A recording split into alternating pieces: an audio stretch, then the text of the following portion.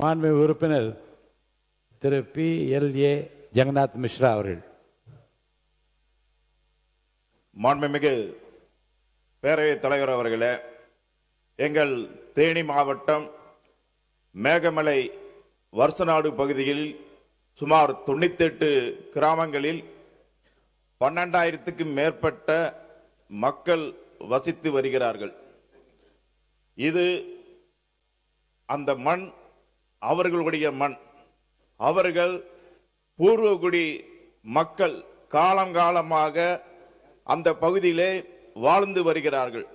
தற்போது அவர்கள் வீடு தோட்டம் தொடங்கி ஆடு மாடு கோழி விவசாயம் என அத்தனையும் செய்து அவர்களுடைய வாழ்க்கையை நடத்தி வருகிறார்கள். அரசு துறையின் அனைத்து கட்டடங்களும் அந்த பகுதியில் இருக்கிறது. என்னை பொறுத்தவரை எந்த ஒரு அரசு துறையாக இருந்தாலும் அது நீதிமன்றமாகவே இருந்தாலும் மக்கள் பயன்பாட்டுக்குத்தான் இருக்கிறது, மக்களுக்கு விரோதமாக இல்லை.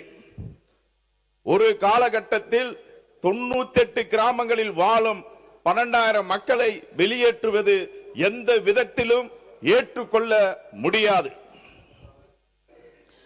இது கடந்த ஆட்சியாளர்கள் இருந்த காலத்தில் சரியான வாதங்களை நீதிமன்றத்தில் எடுத்து வைக்காத காரணத்தினால் இந்த தீர்ப்பு வழங்கப்பட்டு இருக்கிறது.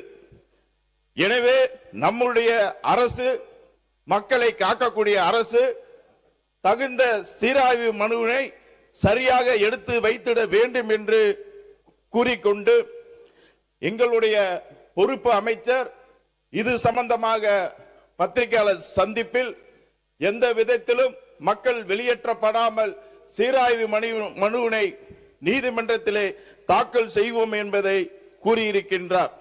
இந்த வேளையிலே அந்த மக்களுக்கு நம்பிக்கை அளிக்கக்கூடிய விதமாக இது இருக்கிறது.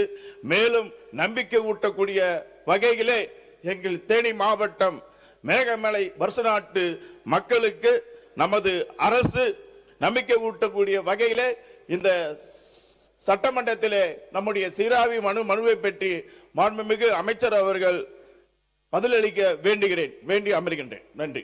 ഇടുക്കി ലൈവ് വാർത്തകൾ നിങ്ങൾക്കായി അവതരിപ്പിക്കുന്നത് frame the complete Photoshop, central junction, Kattappana.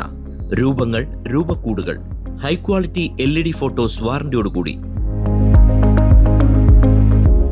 തടി ഫ്രെയിം ഫോട്ടോകൾ, ഫോട്ടോ ഫ്രെയിമിംഗ്, ക്യാൻഡിൽ സ്റ്റാൻഡുകൾ, വാഹനങ്ങളിൽ വയ്ക്കുന്ന കാർ സ്റ്റാച്യൂസ് തുടങ്ങിയവ യഥേഷ്ടം തിരഞ്ഞെടുക്കാം.